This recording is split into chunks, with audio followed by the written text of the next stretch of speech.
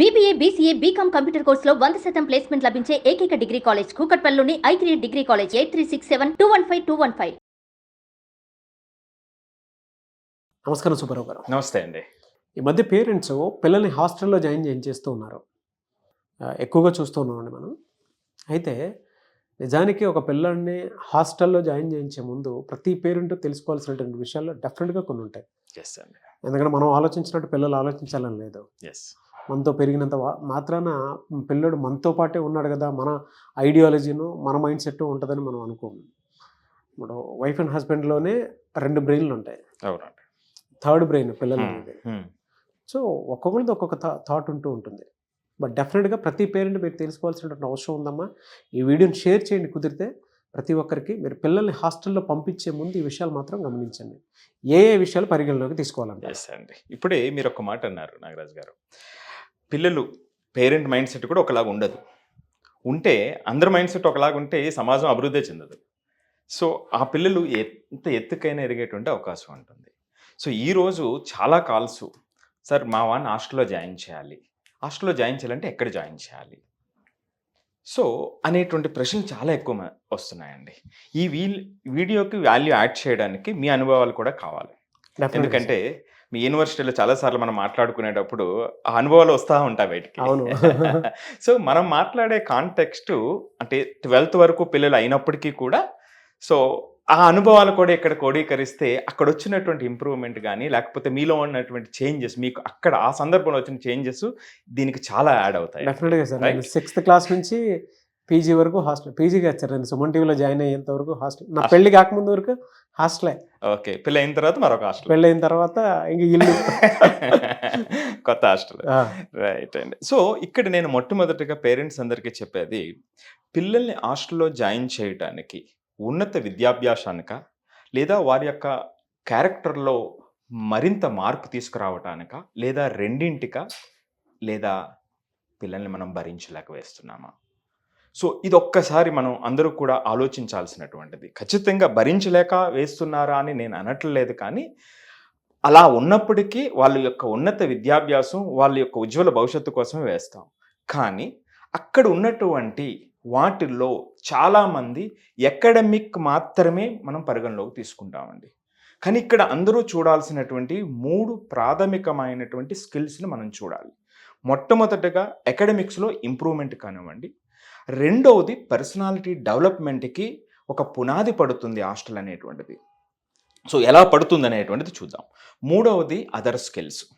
So మరింత వివరంగా వీటిలోకి వస్తే అకాడమిక్స్లోకి వచ్చేటప్పటికండి మొట్టమొదటగా పిల్లలకి ఫోకస్ పెరుగుతుంది అనేది మొట్టమొదటి కారణం. ఎందుకంటే ఇంటి దగ్గర ఉన్నటువంటి డిస్టర్బెన్సెస్ ఉన్నాయి అని పేరెంట్స్ అనుకుంటారు. ఉన్నప్పటికీ వెదగాలి, అది సహజమైనటువంటి కార్యక్రమం. కానీ ఆ ఇబ్బంది కూడా ఇవ్వకూడదు, ఫోకస్ ఇంకా ఎక్కువ పెరగాలి అనేటువంటిది మనం హాస్టల్లో వేస్తామండి, మొట్టమొదటి కారణం. రెండవది వాళ్ళ అకాడమిక్ పెర్ఫార్మెన్స్ పెరుగుతుంది అనేటువంటిది రెండవ కారణం. మూడవది ఫెసిలిటీస్కి యాక్సెసిబిలిటీ వస్తుంది. అంటే అక్కడున్న టీచర్స్ని ఎక్కువ కలవటానికి అవకాశం ఉంటుంది, వాళ్ళతో డౌట్స్ నివృత్తి చేసుకోవడానికి అవకాశం ఉంటుంది, ల్యాబ్స్ అంటే లైబ్రరీస్ని యాక్సెస్ చేయడానికి అవకాశం ఉంటుంది, లేదా పీర్ గ్రూప్తో వాళ్ళ డిస్కషన్స్కి ఎక్కువ అవకాశం ఉంటుంది అనేటువంటిది 3 ప్రధానమైనటువంటి కారణాలండి. ఇక రెండో విషయానికి వస్తే దీన్నే చాలా ఎక్కువ మంది చూస్తుంటారు, కానీ రెండోది అతి ముఖ్యమైనటువంటిది పర్సనాలిటీ డెవలప్మెంట్ పెరగటానికి ఎదగటానికి చాలా ఉపయోగపడుతుంది. అందులో మొట్టమొదటి ఇండిపెండెన్స్, వాళ్ళ యొక్క ఇండిపెండెన్స్ డెవలప్ అవుతుంది. సో మొట్టమొదటిగా ఎందుకంటే మన ఇంటి దగ్గర నుంచి మన ప్రొటెక్షన్లో ఉన్న పిల్లవాడు ఒక్కసారిగా స్వతంత్రత అనేటువంటిది వస్తుంది, వేస్తే వచ్చేటువంటి బెనిఫిట్స్, క్వాలిటీస్. ఎస్, స్వతంత్రత అనేటువంటిది మొట్టమొదటి. రెండవది వాడికి బాధ్యత పెరుగుతుంది. సో నేను పలానా చోట వచ్చాను, మా నాన్న లేదా మా అమ్మ ఇక్కడ జాయిన్ చేశారు అని వాడికి భవిష్యత్తు మీద బాధ్యత పెరగటానికి ఒక విత్తనం నాటినట్టు అవుతుందండి. రెండవది అవ్వాలి అని నా ఉద్దేశం. సో మూడవది అడాప్టబిలిటీ, అంటే అక్కడ ఉన్న పరిస్థితుల్ని అర్థం చేసుకుని అడాప్టబిలిటీకి వస్తుంది. నాలుగవది సహనం పెరుగుతుంది. అన్నీ మనం అనుకున్నట్టుగా ఉండవు, అయినప్పటికీ మనం అడ్జస్ట్ అవ్వాలి అనేటువంటిది. సో మన హాస్టల్ పర్సనాలిటీ డెవలప్మెంట్ని కూడా దాని మీద కూడా కేంద్రీకృతం కావాలి. ఈ లక్షణాలు పిల్లలకి సరైన హాస్టల్ ఉంటే పొందుతారు అనేది నేను చెప్తున్నది. ఇక మూడవది అదర్ స్కిల్స్. అందులో మొట్టమొదటిది సోషల్ స్కిల్స్. మిగిలిన వాళ్ళతో మనం ఎలా ఉండాలి, రెండోది బడ్జెటింగ్ ఆన్ మనీ వస్తుందండి. మీరు చిన్న లిమిటెడ్ అమౌంట్ ఇస్తారు. సో, దాన్ని ఎలా పొదుపుగా వాడాలి? ఇది నా అమౌంట్. దీంతోనే మనం సర్దుకోవాలి అనేటువంటిది బడ్జెటింగ్ మీద వస్తుందండి. మూడోది లైఫ్ లాంగ్ ఫ్రెండ్‌షిప్ ఏర్పడడానికి అవకాశం ఉంటుంది. ఆ మంచి హాస్టల్ వాతావరణం ఉంటే అక్కడ. నాలుగవది ఫిజికల్ హెల్త్ అండి. సో, ఒక హాస్టల్ అకాడమిక్ పెర్ఫార్మన్స్ మాత్రమే మనం చూడకూడదు. పర్సనాలిటీ డెవలప్‌మెంటు, అదర్ స్కిల్స్‌లో ఎంతవరకు మన హాస్టల్ ఉపయోగపడుతుంది అనేటువంటిది చాలా ఇంపార్టెంట్ అండి. ఇది. సో, ఈ 3 కూడా మనం బాధ్యతగా మనం దీని లోతుల్లోకి మనం ఆలోచించాలి. సో, ఇది ఉండాలి అన్నప్పుడు ప్రతి పేరెంట్‌కి కూడా మనం ఒక చెక్ లిస్ట్ ఇద్దామండి. 3 పాయింట్స్ చాలా క్లియర్‌గా, సింపుల్‌గా ఇద్దాం. సో, అంటే నా పిల్లవాడిని నేను హాస్టల్ జాయిన్ చేయాలి అని అనుకుంటున్న ప్రతి పేరెంట్స్ కూడా కొంత టైం స్పెండ్ చేసి ఈ 3 పాయింట్స్‌ని మీరు అబ్జర్వ్ చేయండి. మనం బంగారు భవిష్యత్తు ఇవ్వడానికి ప్రయత్నిస్తున్నాం. సో, ఇక్కడ మనం పేరెంట్స్‌కి 3 చెక్ లిస్ట్‌లో 3 పాయింట్స్ ఇస్తున్నామండి. మొట్టమొదటిది హాస్టల్ ఫెసిలిటీస్. మరి ఈ హాస్టల్ ఫెసిలిటీస్‌లో మనం ఏం చూడాలి? నేను రిక్వెస్ట్ చేస్తున్నది ఆ పేరెంట్స్ అందరికీ కూడా మీరు చాలా టైం ఇబ్బంది ఉండొచ్చు. లేదా మీరు చాలా బిజీగా ఉండొచ్చు. అంటే దీనికన్నా బిజీ కాదండి. ఒక్కరోజు మనం అక్కడ హాస్టల్‌కెళ్ళి స్పెండ్ చేద్దాం. అక్కడ పరిస్థితులను అబ్జర్వ్ చేద్దాం. అబ్జర్వ్ చేసేటప్పుడు ఏ పాయింట్స్ మనం చూడాలి? మొట్టమొదటగా అక్కడ క్లీన్లీనెస్ ఉందా లేదా? రెండోది సేఫ్టీ ఫీచర్స్ ఉన్నాయా లేదా? మన పిల్లలండి మన భవిష్యత్తును అక్కడ పెడుతున్నాము. ఎక్కడో తెలియని ప్లేసుల్లో ఒక అపార్ట్మెంట్‌లో పడేస్తే ఉదయం నుంచి సాయంత్రం దాకా ఎట్లాగా? కాదు కదండీ!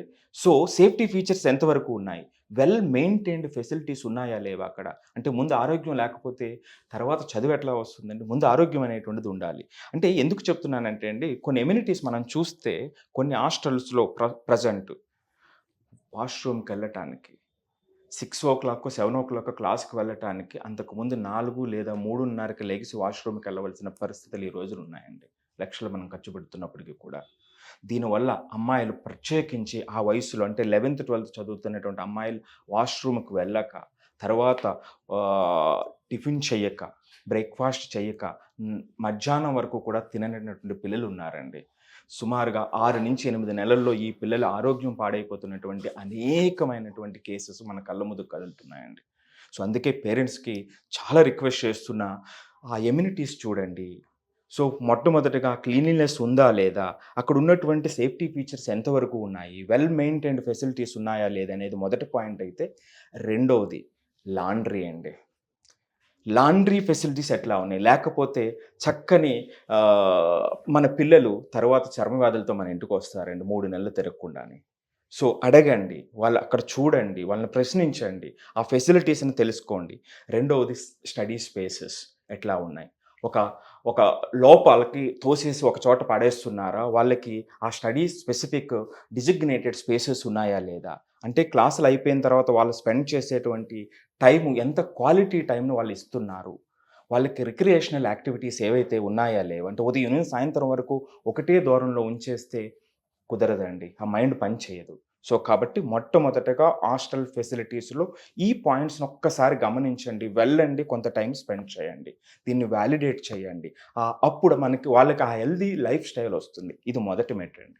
రెండో విషయానికి వస్తేనండి మెంటల్ వెల్ బీయింగ్. ఈ స్ట్రెస్‌లో, ఈ కాంపిటీషన్‌లో ప్రెషర్ కుక్కర్ ప్రపంచం అండి ఇది.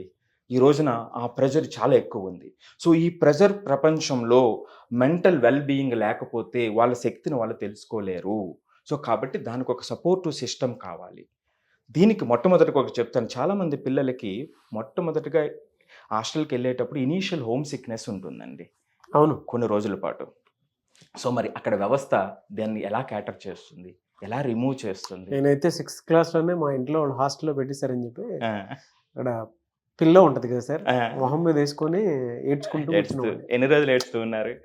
అయించారంటే ఆల్మోస్ట్ ఒక 1.5 ఇయర్ అయితే అది హోమ్ సిక్ పోలేదు. ఆ! Over a period of time నాకు అర్థమైపోయింది. అంటే జీవితం ఇలానే ఉంటది. యెస్. సో, మా పేరెంట్స్‌ని వదిలేసి బయటికి రావాల్సిన అవసరం ఉంది. ఈ పరిస్థితుల్లో నాకప్పుడు ఎదగాల్సిన అవసరం ఉంది అనేది నాకప్పుడు మా ఫాదర్ ఓ 10 రూపీస్ ఇచ్చేసి వెళ్ళిపోయారు అంతే ఇంకా. అంటే అప్పుడున్న ఫైనాన్షియల్ అవును. స్టేటస్‌కి అంతే. ఇప్పుడు మీరు అవన్నీ చెప్తుంటే Budgeting నాకు మా అబ్బాయి గుర్తొస్తున్నాడు. మన హాస్టల్‌లో వేసేస్తే వాడు కూడా నాకులానే ఇలా ఏడుస్తాడా అనే థాట్ వచ్చేసి తర్వాత మీరు చెప్పారు కదా! సేఫ్టీ, సెక్యూర్ మెజర్ చేసుకోవాల్సినటువంటి అవసరం ఉంది. నిజంగా మీరు చెప్పినట్లు కొన్ని యాజ్ అ పేరెంట్ నేను కూడా చెక్ చేసుకుంటాను. నా అనుభవం వేరు చిన్నప్పుడు. బట్ అప్పుడున్న ఇప్పుడున్న పరిస్థితి జనరేషన్ వేరు, వేరు. ఇప్పుడున్న ఇప్పుడు ఏంటంటే ప్రతిదీ లగ్జరీయే ఉంది ఉంది. చుట్టుపక్కల. ఉంది. ఇప్పుడు నేను చదివినప్పుడు అంత లగ్జరీ లేదు. మా నాన్నగారు 10 రూపాయలు ఇచ్చారని నేను 10 రూపాయలు ఇస్తే కుదరదు కదండి ఇప్పుడు. అవును. నేను చదువుకున్నప్పుడు రేకుల షెడ్ ఒకటి ఉండేది. నా బాల్యం అంతా ఒక పూరి పాకలో జరిగింది. అంటే స్కూల్ కూడా మాది పూరి పాకే, పాక ఒక చిన్న పాక లాంటిది. కొంచెం పెద్ద అయిన తర్వాత రేకుల షెడ్కి వచ్చింది అది. తర్వాత కొంచెం ముందుకెళ్తే పెంకుటిల్లు, అంటే వాటిల్లో జరిగింది. అక్కడ నుంచి కట్ చేస్తే నేను ఆంధ్ర యూనివర్సిటీకి వచ్చాను. ఆంధ్ర యూనివర్సిటీ. అందుకే ఇందాక అన్నాను, ఈ ఆంధ్ర యూనివర్సిటీ లేదా హాస్టల్ చాలా సార్లు మనం మాట్లాడుకున్నప్పుడు వస్తూ ఉంటాయి. నాకు ఈ చెక్ లిస్ట్ బాగా నచ్చిందండి. థర్డ్ సార్ నెక్స్ట్ అండి, ఇందులోనే ఇంకొకటి అండి, కమ్యూనికేషన్ ఛానల్స్ అండి.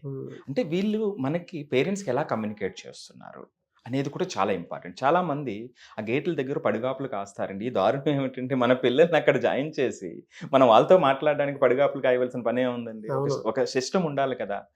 అది రెండవదండి. ఇక మూడవది, ఈ ప్రయాణంలో మీరు ఇందాక చెప్పినట్టుగానే లో ఫీల్ అవుతారండి. అది సహజం. మరి అప్పుడు సిస్టమ్ ఎంత హెల్ప్ చేస్తుంది మనకి?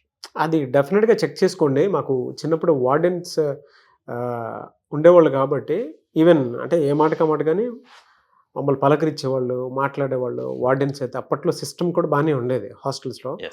అండ్ కొంత ఇది ఉండేది, బట్ డిస్టర్బెన్సెస్ అయితే డెఫినెట్గా ఉండేది. అంటే ఎలా పడితే అలా ఉన్నట్టు ఉండేది, పొద్దున సాయంత్రం తేడా లేకుండా ఉన్నట్టు ఉండేది. బట్ వాళ్ళ ఏంటంటే ప్రతిదీ చెక్ లిస్ట్ పెట్టుకుని చూస్తే మాత్రం సేఫ్టీ, సెక్యూరు, అంటే పిల్లలకు కావాల్సినటువంటి ఆ సైకలాజికల్ డిస్టర్బెన్సెస్ ఏమైనా ఉన్నాయా, పిల్లోడు ఏ ట్రామాలో ఉంటూ లైఫ్ని లీడ్ చేస్తున్నాడు. కొంతమంది పిల్లలు అయితే హాస్టల్లో ఉండే సూసైడ్ చేసుకుంటూ ఉంటారు.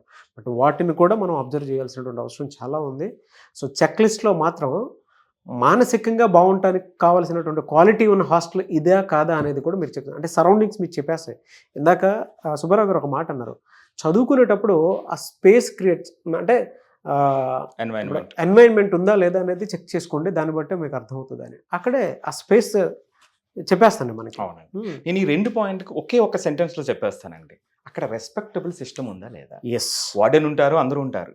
ఆ సిస్టము ఒక గౌరవంతో కూడిన సిస్టమ్ ఉందా లేదా అనేది చాలా ఇంపార్టెంట్ అండి. ఈ 2 పాయింట్లకి ఆ ఒక్క సెంటెన్స్ చాలన్నమాట.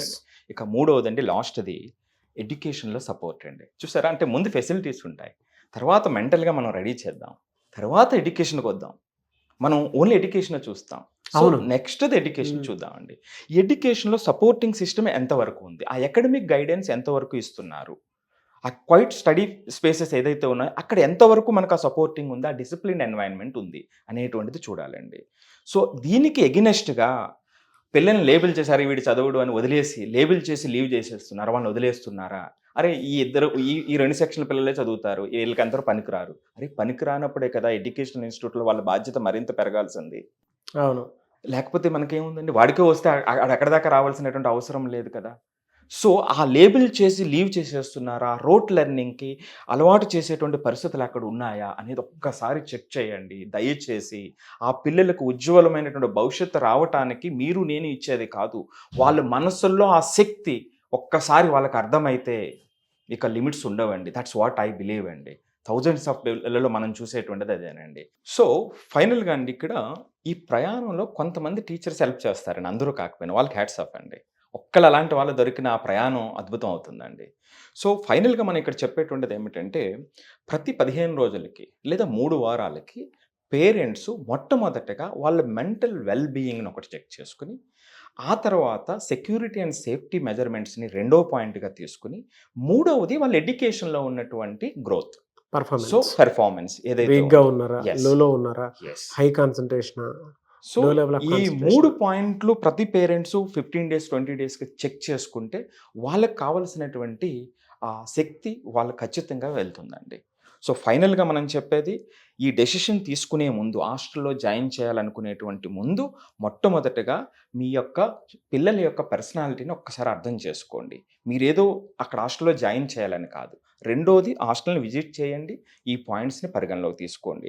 సో ఫైనల్గానండి, ఈ నిర్ణయం తీసుకునేటువంటి ముందు ప్రతి 21 రోజులకి ఆ పిల్లల్లో ఒక పర్సనాలిటీ డెవలప్మెంట్లో చేంజెస్ వస్తాయండి, మానసికంగా పర్సనాలిటీ ఎవ్రీ 21 డేస్కి. సో ఆ సందర్భంలో దీన్ని జాగ్రత్తగా గమనించండి. ఆ మార్పులకి మీతో ఓపెన్ కమ్యూనికేట్ చేసేటట్టుగా పిల్లలు వ్యవస్థను ఏర్పాటు చేసుకోండి. సో ఖచ్చితంగా వాళ్ళకి హాస్టల్ జీవితం ఆ ఇండిపెండెన్స్ని భవిష్యత్తు మీద మంచి ఆశల్ని తీసుకొస్తుంది. డెఫినెట్గా సార్. అంటే మీరు చెప్తుంటే నాకు నా బాల్యం కూడా గుర్తు వస్తుంది. రైట్. ఎవ్రీ 21 డేస్కి ఫిజికల్గాను మెంటల్గాను మనిషి బాడీ లాంగ్వేజ్ పర్సనాలిటీ డెవలప్ అవుతూ వస్తూ ఉంటుంది. చేంజెస్ కూడా చాలా జరుగుతాయి. ఆలోచనలు కూడా ఎలా అంటే ట్రిగరింగ్స్ ఎక్కువ అవుతాయి. ఎస్. ఇప్పుడు ఆ రోజుల్లో మా ఇంట్లో ఒక కల్చర్ ఉండేది. అంటే ఎలా అనంటే కొన్ని అడిక్షన్స్కి నువ్వు పొరపాటును కూడా వెళ్ళకూడదు. మా మదర్ నా చేత ప్రామిస్ చేయించుకుంది. అంటే ఎమోషనల్ ప్రామిసెస్ కొన్ని ఉంటాయి. నువ్వు వాటికి వెళ్తే ఆ రోజు నాకు ఏదో ఒకటి జరుగుతుంది, కరెక్ట్, సో నువ్వు ప్రామిస్ చేయి అని చెప్పేసి నన్ను మా మదర్ ఎమోషనల్ ఇది చేసేదనమాట. సో ఎవరన్నా సిగరెట్ కానీ లేదంటే అంటే ఆ వయసుకి మందు ఎవరైనా తాగుతున్నా కూడా నేను చూడదు పక్కెళ్ళిపోవాలంతే. లేదంటే ఆ ప్లేస్కి వెళ్తున్నాం అని అంటే వెళ్ళకూడదు అనేటువంటి ప్రామిస్ చేయించుకున్నది మా మదర్. ఇప్పుడంటే జనరల్గా మనకు ఒక సెన్స్ వచ్చింది కాబట్టి చెప్తున్నాను. లక్కీగా నాకు అది అలవాటు పడలేదు చిన్నప్పటి నుంచి. అంటే ఎవ్రీ 21 డేస్కి పిల్లలు ఎదిగే కొద్దీ ట్రిగర్స్ పక్క నుంచి పడతా ఉంటాయి. ఎక్కడెక్కడి నుంచి ఫినాన్షియల్ గా నన్ను కొంత కంట్రోల్ చేశారు, కొన్ని అడిక్షన్స్ కి ఇది అవ్వకుండా కంట్రోల్ చేశారు. బట్ నాకు కొన్ని అలవాట్లు ఉంటాయి కదా. ఇప్పుడు సినిమాలు చూడకూడదు అని కూడా ప్రామిస్ చేయించుకున్నాను. అట్లంత మాత్రం నేను సినిమాలు చూడకుండా లేను, ఈ ఫీల్డ్కి రాకుండా లేను. మా అమ్మ ఏ వైపు అయితే రాకూడదు అనుకున్నా అదే వైపు వచ్చాను. నన్ను ఒక బ్యాంకర్ గా చూడాలనుకున్నారు, అలాగే ఒక టీచర్ గా చూడాలనుకున్నారు. ఈ రెండూ కాకుండా నేను యాంకర్ అయ్యాను. అంటే కొన్ని ఉంటాయి, అంటే ప్యాషన్ ప్రొఫెషన్ వయసుని బట్టి వస్తాయి. బట్ చిన్నప్పుడు మాత్రం హోల్డ్ చేసుకుని ఉండాల్సినటువంటి అవసరం చాలా ఉంది. ఆ విలువలు మనకి పునాది. ఓపెన్ కమ్యూనికేషన్ ప్రతి పేరెంట్ పిల్లలతో చేయించుకోవాల్సినటువంటి అవసరం చాలా ఉందండి. అప్పుడు మాత్రమే వాల్యూ తెలుస్తుంది. మా మదర్ వాళ్ళు మధ్యలో వచ్చేటువంటి వాళ్ళు, కానీ నేను అనుకున్న టైంకి వచ్చేటువంటి వాళ్ళు కాదు. హాస్టల్లో ఉన్నప్పుడు ఇప్పుడు మాకు ఎవరైతే నా ఫ్రెండ్స్ ఉంటారో వాళ్ళ పేరెంట్స్ వచ్చి చికెన్, మటన్, ఫిష్ లేదంటే పండగలప్పుడు అవి తీసుకుని ఇచ్చేస్తూ వెళ్ళిపోతూ ఉండేవాళ్ళు. అప్పట్లో బిర్యానీ కూడా లేదండి. ఎప్పుడన్నా ఎవ్రీ 15 డేస్కి వాళ్ళు వచ్చి చూసుకుంటే నన్ను మాత్రం అలా ఎందుకు వదిలేసి వెళ్ళిపోతున్నారు అనే బాధ నాలో భయంకరంగా ఉండేది. Over a period of time మా అమ్మ నర్చర్ చేసినటువంటి విధానం చూసిన తర్వాత అంటే ఏం నేర్పించిందంటే లైఫ్ స్కిల్స్ని ప్రాపర్గా డిజైన్ చేసి పంపించింది.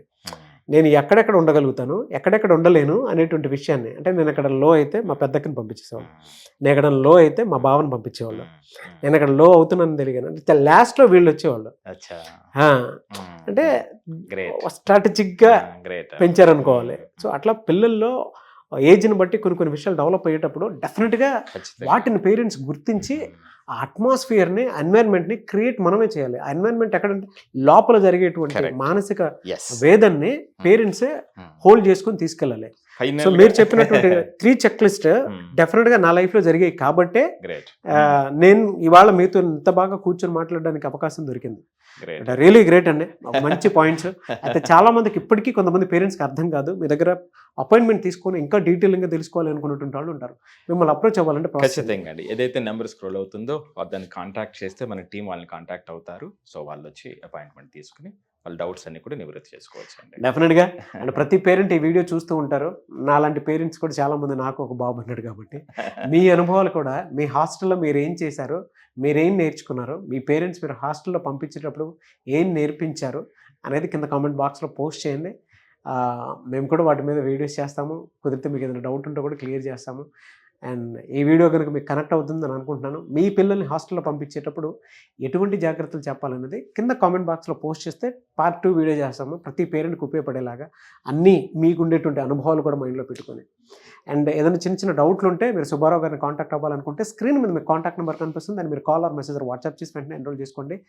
అండ్ నీట్, ఐఐటి, జేఈఈ కూడా సుబ్బారావు గారు కోచింగ్ అవి ఇస్తూ ఉంటారు. సో పర్సనల్గా కలిసి మీరు కోచింగ్ తీసుకోవాలనుకున్నా కూడా డెఫినెట్గా ఇంట్రెస్ట్ ఉండేటువంటి వాళ్ళు అప్రోచ్ అవ్వచ్చు. ఈ వీడియో లైక్ చేయండి, షేర్ మాత్రం తప్పకుండా చేయండి. ఇలాంటి మరిన్ని వీడియోస్ కోసం మా ఛానల్ ఫాలో అవ్వండి. Thank you. సుమన్ టీవీలో మీ పర్సనల్ అండ్ బిజినెస్ ప్రమోషన్స్ కోసం కింది నెంబర్కి కాంటాక్ట్ చేయండి.